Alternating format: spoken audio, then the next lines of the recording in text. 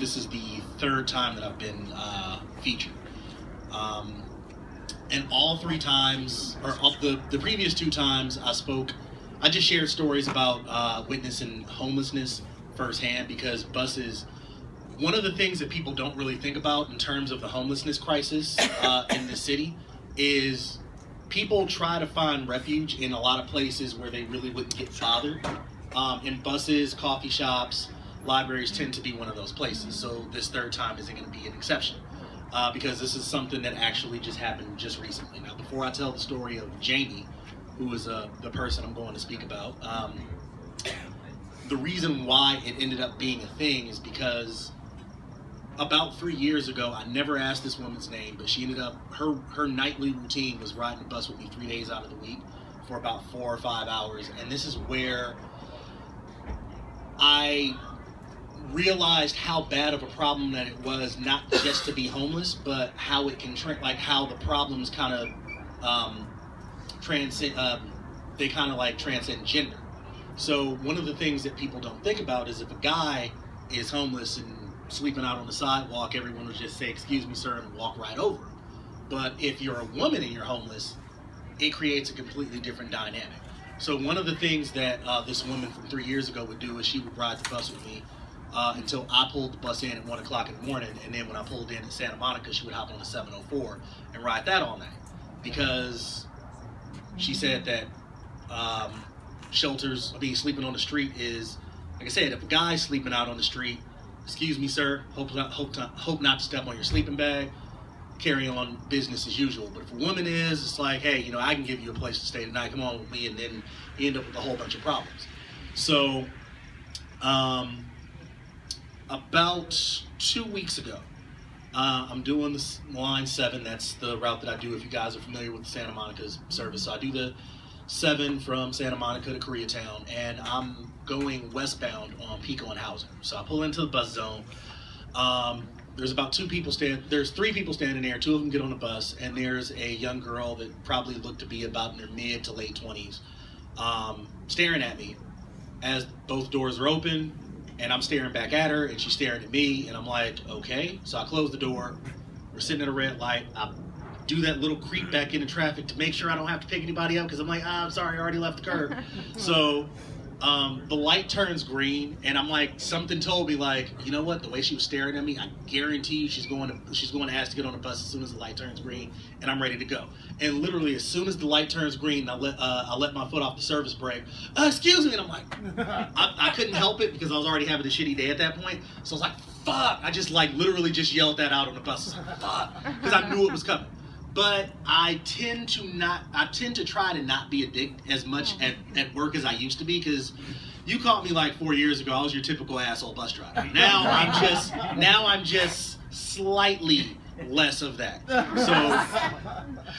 So I open the door back up, and then the very first thing that she does, because she's probably maybe about 5'2", $110, soaking wet, and she has a suitcase that's like almost as big as she is.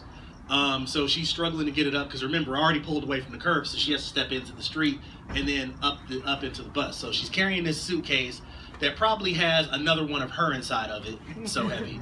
So she just happened to ask me how's your night going? And I'm thinking in my head, well, since you got on with this little late minute escapade, pretty shitty.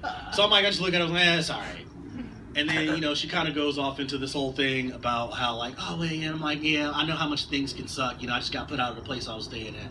And I was like, yeah, well, you know what? Maybe my night's not as bad, but still, I still have to pick you up. So, so I get to 7th and Olympic in downtown Santa Monica. The bus lays over right in front of the Big Blue Bus yard. And that area, despite the fact that it is a government building, is super sketchy at night, to the point where they actually set it up to where we can have security escorts to the buses inside the building late at night, because there's usually kind of needles spread all over the sidewalk, just not the things that are scratch and sniff on a postcard from Santa Monica. So being out on that street, I looked at her and I shut the bus off, and I just happened to ask her, do you have anywhere to go? And then she looks around and says, well, I was just going to sleep out here. And I told her around this time, it was about 7:45 at night, and I happen to just tell her, like, you know what? I don't pull this bus in until midnight. I pull it in at 12:05. If you want, you can just hang out on the bus. And I mean, you know, like, that doesn't solve the problem, but at least it buys you some time. Because remember, 2 weeks ago it was really cold. I think it had just stopped raining at that point. So she said, yeah, sure, screw it. I don't have anywhere else to go but the sidewalk, so, you know, I'll sleep on the bus for a couple hours. Or I'll just hang out on the bus for a couple hours. So in between the time, it was really light because people were kind of already leaving town. And one of the reasons why I drive at night is I tend to try to drive when there are fewer people out, because there aren't as many people to pick up. Because every single bus driver hates picking people up, whether they like to admit it or not. Every single person that drives a bus, every single person that drives a bus swears up and down, like, dude, if I could just drive this thing out of service all day, I will do that. You can be dead, and the first person you pick up, fuck. So it was relatively light. So in between, you know, having only one or two people on the bus, you know, we would talk. So she shared her story. She was 22. She moved out here in August with her boyfriend, and her boyfriend went to jail. So boyfriend got her into drugs, and I don't know, I didn't ask who she was staying with, but when she came out here, her boyfriend ended up going to jail for drugs, got her into drugs, so she was staying with somebody, put her out that night. She told me that she had a 4-year-old son. She was originally from Philly, and she ended up going to Iowa. Now, she drove from Iowa out here, car got impounded because she was living out of that for a while. But one of the things that really stuck out was she told me at some point in the night, you know, she said she was really tired, but, you know, she didn't really feel all that comfortable. Because her hopping on the bus, come to find out, was the first time that she had ever tried to catch a bus, which is one of the reasons why we had this little, like, awkward standoff, like, are you going to get on? Are you going to get off? Are you just going to stand there? Okay, no, I'll leave. Oh, no, you want it? All right, fine. So she had never been on a bus prior to me picking her up. So one of the things that I told her is, if you're going to be out on the street, this is probably one of your safest bets, because you actually are in an enclosed area with cameras. There are plenty of witnesses. You have access to, you know, somebody with a radio in terms of the bus operator. The trains are super sketchy at night, so stay off those. If you can, just hop on a bus. I mean, like I said, we hate it, but it's one of those things we have to deal with. So go ahead and use that to your advantage. So she just said, like, well, you know, I'm like, I haven't been, you know, sleeping like, you know, 40 hours or something like that. So I said, well, you know what, you can take a nap.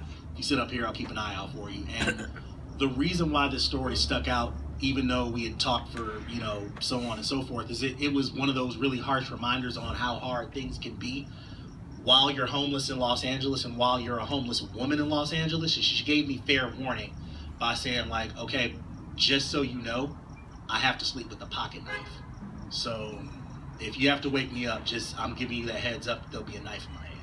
And that's one of those things that people don't really think about.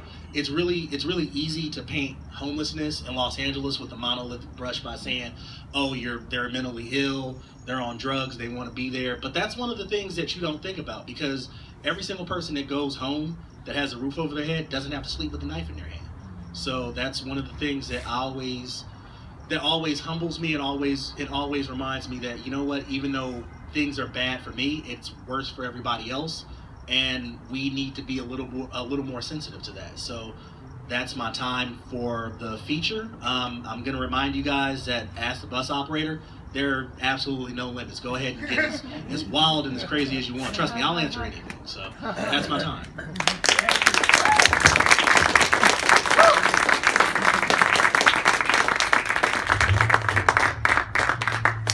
Eric Bailey, what an amazing bus ambassador! Let's hear it for the bus drivers. We dedicate the show to them. They have more patience than anybody.